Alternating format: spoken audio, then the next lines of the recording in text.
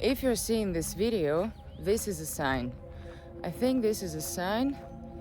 And no, I'm not telling you this to create a perfect hook for this video. I just really think this is a sign because this is not a very mainstream video. You can listen to it, you can watch it, you can just watch the video. I will show you where we're going to work later. Of course, we're going to talk about related topics, about the topics which we discuss in How to Unstuck playlist on this channel. But it will be more like freestyle. It's like if we went together for a walk and discussed the topics. We will talk about being stuck or feeling stuck, the mirror maze exercise, why exactly this exercise works, why the mirror maze, why I'm not sharing any other exercise. And I think if you're seeing this, this is a sign. Very sunny in Munich today, so why not to walk and talk? And we can do something like this sometimes. So this is not to explain, this is to explore. It's up to you what you will do with this information. I'm not gonna try to make it entertaining or fast or keeping your attention. We all go for a walk sometimes. It will be the way it is. Join me for a walk. Welcome to our first WalkCast.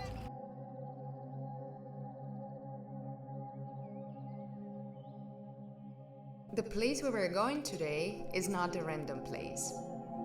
This place, Olympia Park in Munich, is my power place. I love this place, and this place is symbolic. Olympia Park was built in 1972 for the Olympic Games. So this place designed for competition and for victory. And if you look around, you will notice that there are hills in this park. Those hills are not natural hills. They were built from the ruins of the World War II.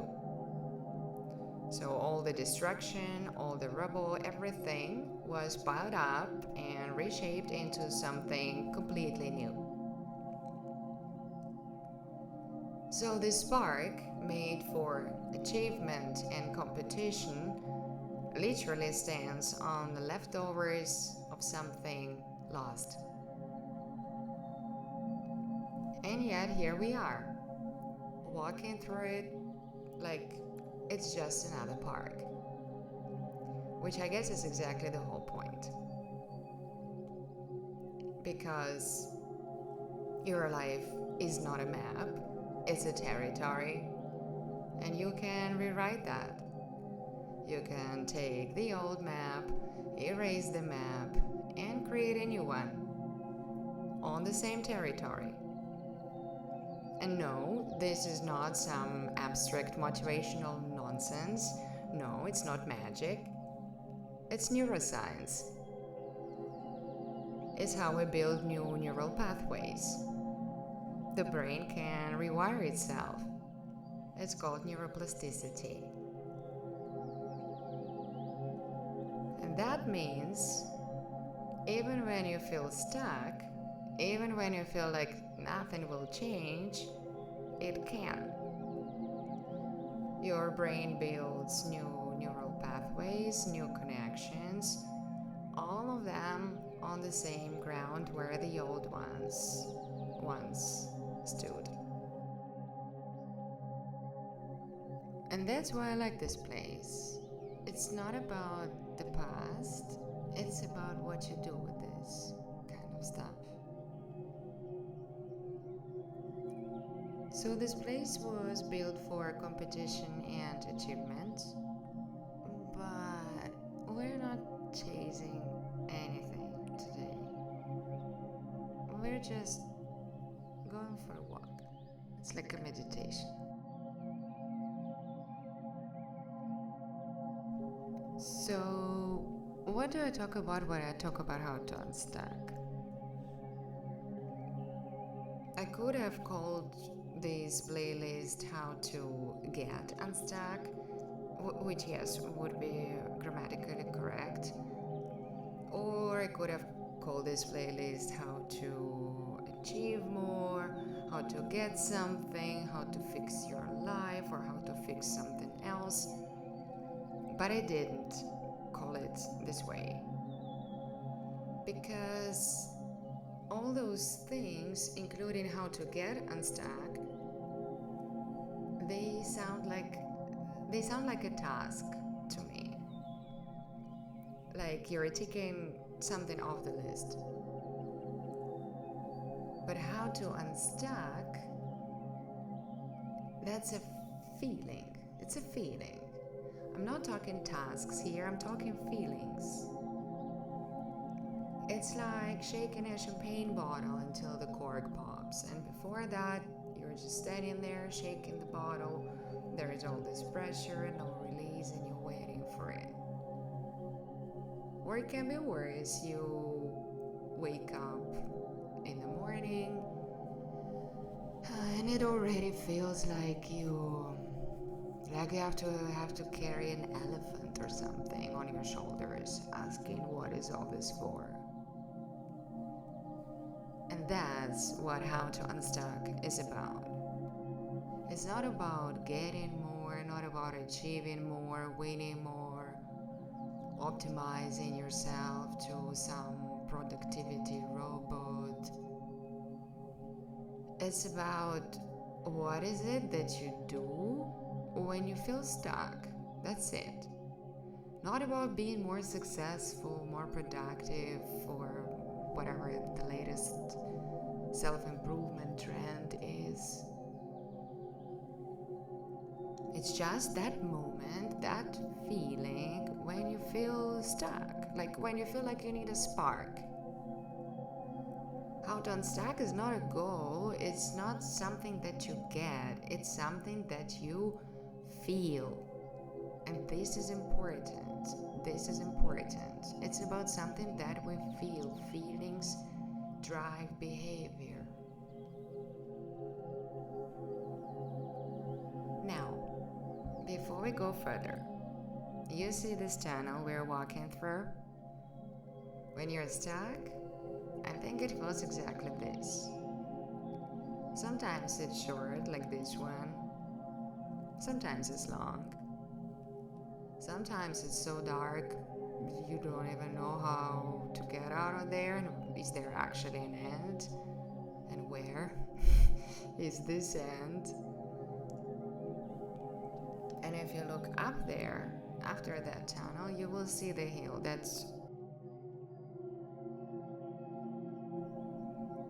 There are a million ways to get to the top. Million ways. You can run straight up and make it a workout. You can take the long way, you can take the short way, left or right. You can stop halfway up and just sit there. But no matter how you do it, no matter what it means to you, whether it's an accomplished workout, a great sunset view, or just a proof that you made it somewhere, the feeling will be the same. The feeling will be the same. And that feeling? No. That feeling is not success. Now let's talk about the stone, the one which is next to water. There are 3 names on the stone: Roman Noen, Martin, and Gerhard Lovasi. These 3 people, they drowned here, they fell through the ice and no one helped, and that was it. This was in December 1989. And after this, they installed some rescue equipment here all over the park. And they also put blue warning signs all over the park where it's written "Thin Ice, Danger to Life." And you probably saw them already if you're watching the screen. So those small steps, these small precautions, this kind of stuff, these things which can make all the difference next time, like signals, little sparks, these things that shift everything.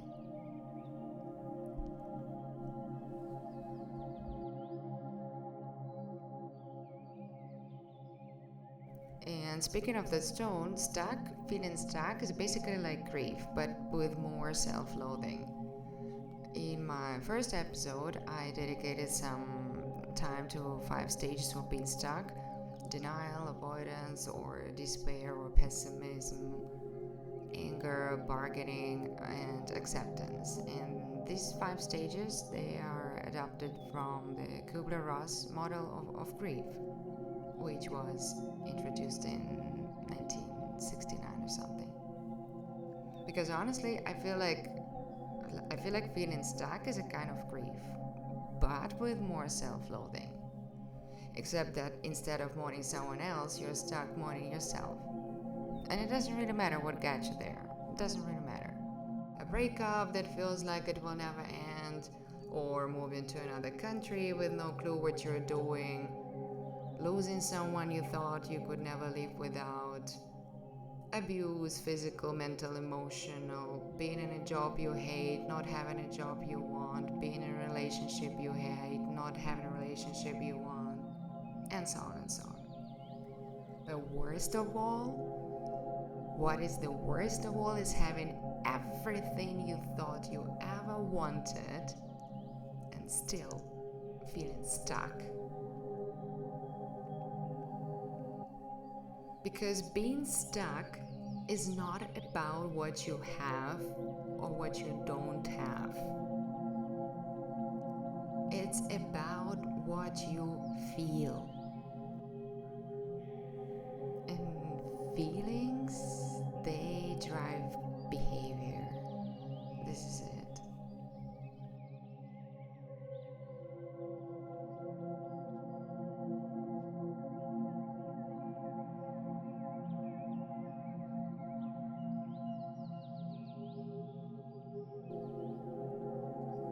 Decision making, motivation, avoidance, they all start in the limbic system of the brain.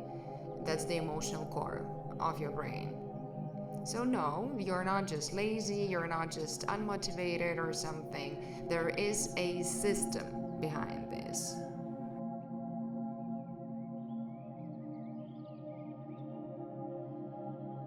The official definition of self loathing is intense dislike or hatred of oneself.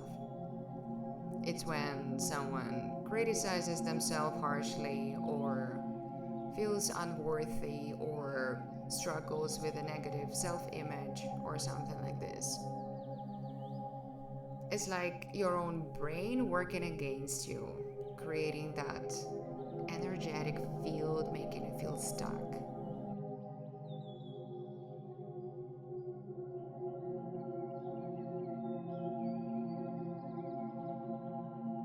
Now, let's think about that stone near the water for a second.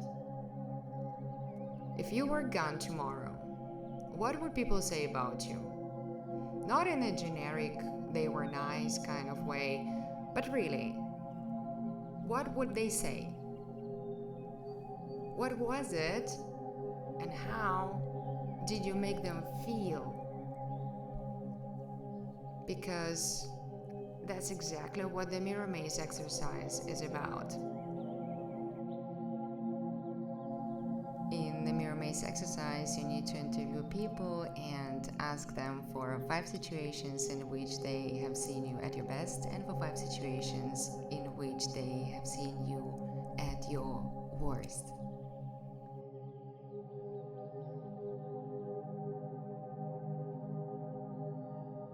Why? Why exactly this exercise? Because I've tried a lot of things, tested them in different stuck periods, and this one really works. Like, it really works. It's just important that people give you situations, and not characteristics of yours, not strengths of yours, not weaknesses, but situations. This exercise is not about logic, it's not about skill set, it's not about checklist of different stuff. This exercise is about feelings. And feelings are the only things that actually move people. Feelings are the only things that actually move people. Emotion drives behavior.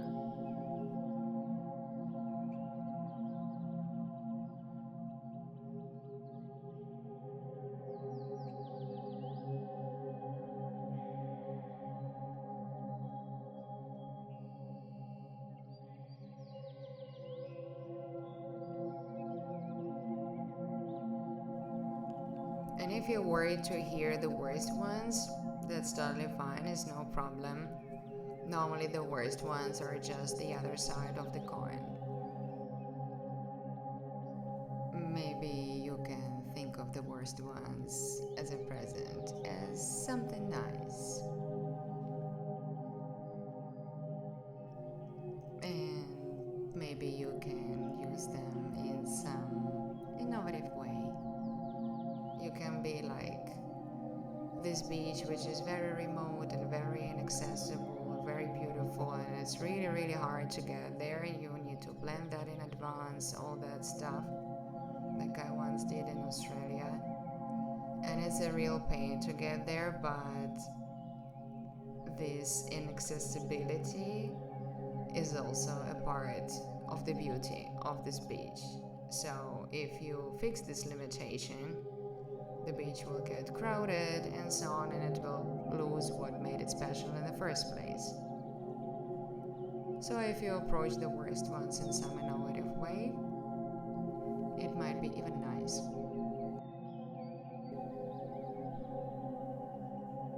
The point is to strengthen your strengths, not strengthen your weaknesses.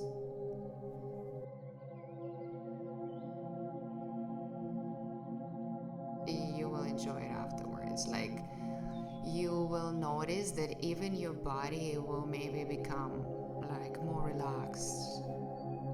Something happens inside, your wrinkles relax, or your shoulders will go down, like some sort of relief even, and your chin goes up. And it's not magic, it's bioenergy, stuck emotions, tension in your muscles or fascia, all that stuff. All those things, they're related, like they're connected for sure.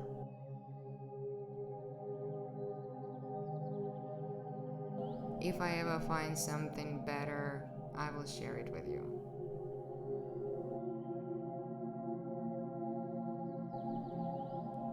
So if you're feeling stuck, start with the mirror maze. The only time sometimes to fix things is to unplug, delete the cookies from your browser, restart your browser.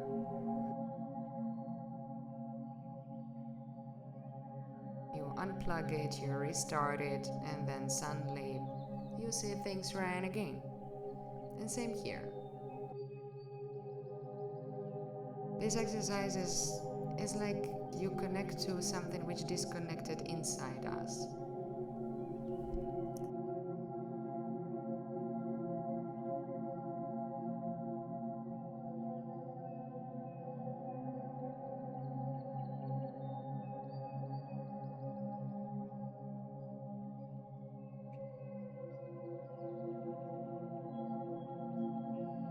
Don't look at your CV.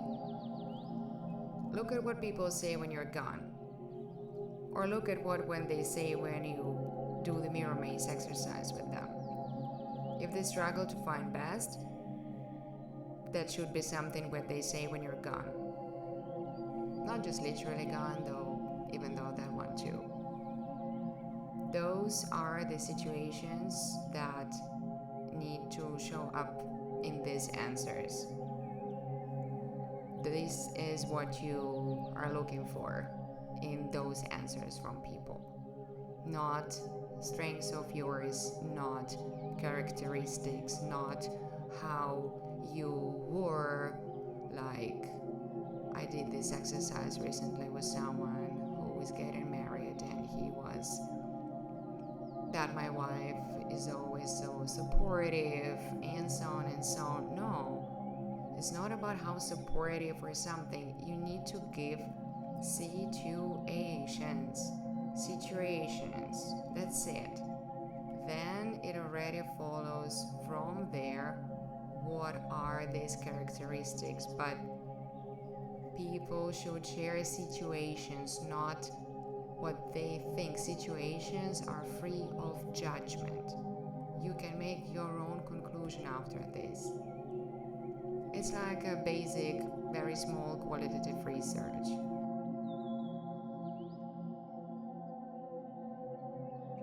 That's it. So those situations is what needs to show up in the answers from people. And if you don't like this answer, it's fine. It's okay, good. It means you can change it. This actually reminds me of Alfred Nobel, the Nobel Prize guy. Originally, Alfred Nobel was famous for developing explosives. So basically, he got rich of dynamite, and he owned nearly 100 different factories producing weapons. And he was just known as a merchant of war. But then something happened. His brother died, and newspaper which reported on that published the post about Alfred Nobel dying instead of his brother dying. So there was a mistake. And in that what they wrote there, they basically ripped him apart for profiting from the war and saying that that was like his thing and the only thing that he did in life. So Alfred Nobel got to read that in real time, what people thought of him. And he didn't like it. So he changed. And now, when you hear his name, you don't think about war. You think about the Nobel Prize.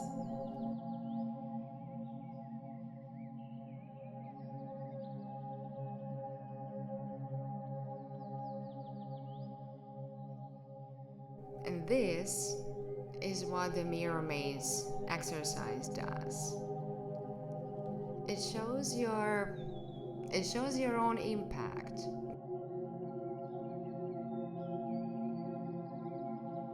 It just shows your impact. It shows how people feel around you. People will forget what you said or what you did, but they will never forget how you made them feel. And that's what you get out of this exercise.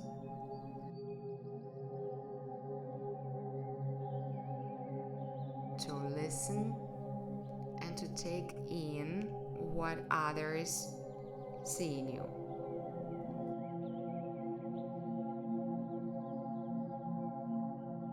It may be uncomfortable to hear also your best things, not only the worst. It all may be uncomfortable, which is exactly the whole point. This exercise works, and it works.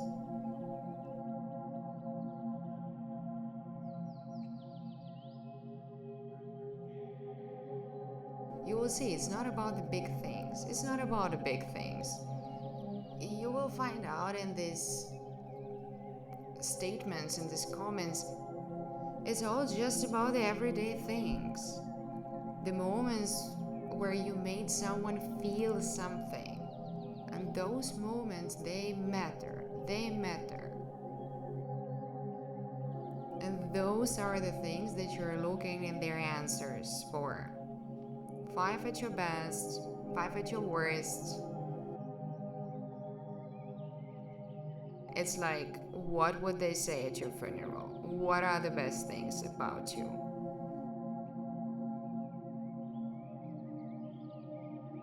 If they struggle to find words, think about something like, think about if these people were in one of those arguments with you where they're screaming about everything you've ever done wrong and this and that, and things start popping up, and this and this and that, and this and this and that. Those are the things, like these could be examples. But the best things about you, those are most probably things which people would mention at your funeral.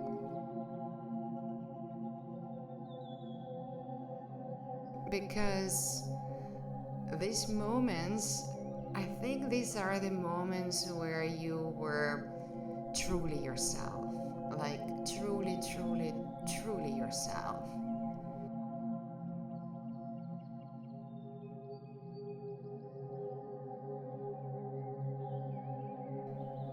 And that's probably where we all want to come back to our true selves when we're stuck.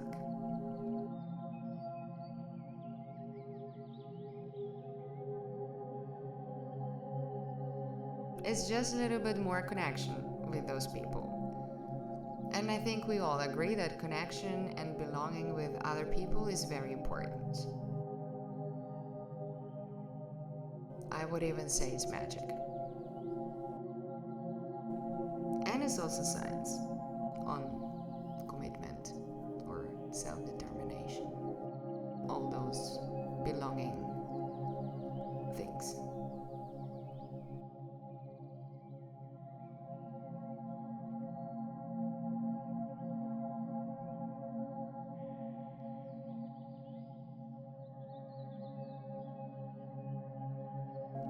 And also share back to people. Maybe they will engage in this exercise as well.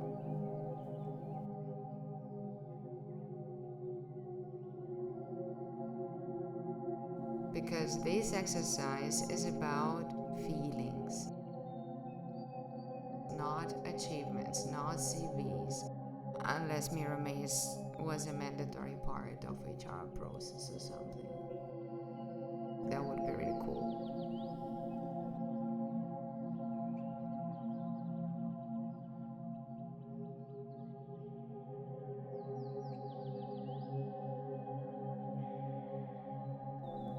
It's not about all these smart goals, strengths, weaknesses.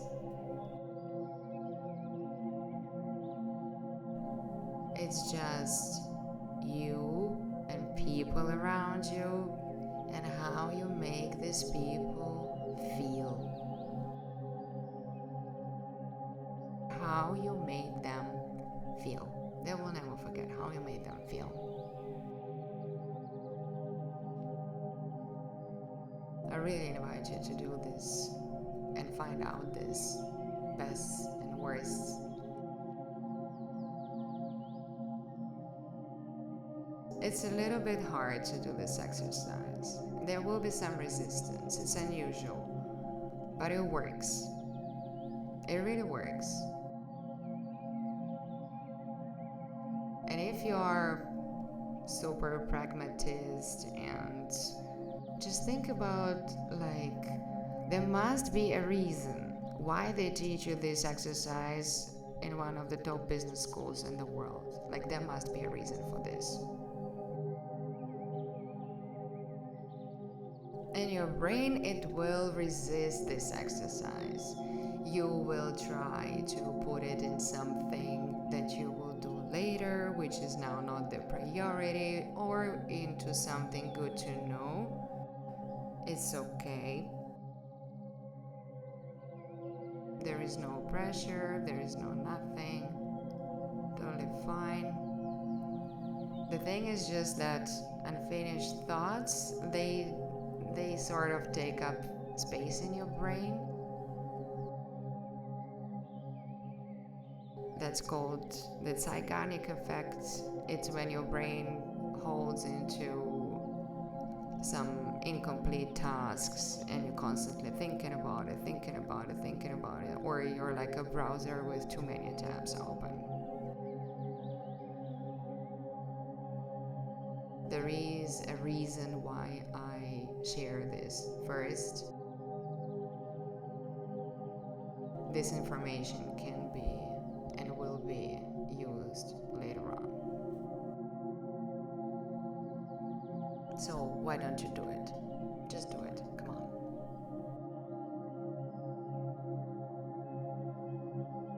We're not in the best, highest states of the sunset, but we're still part of the sunset. A little bit outside, but still in the middle of everything. It's like being at a play, watching it from the first row and not being on the stage, but close enough to the stage to feel it.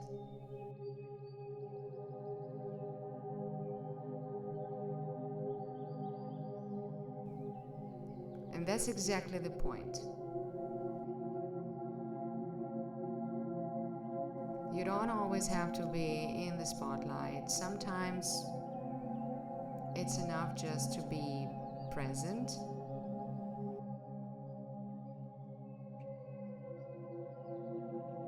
And for me, honestly, it's like meditation.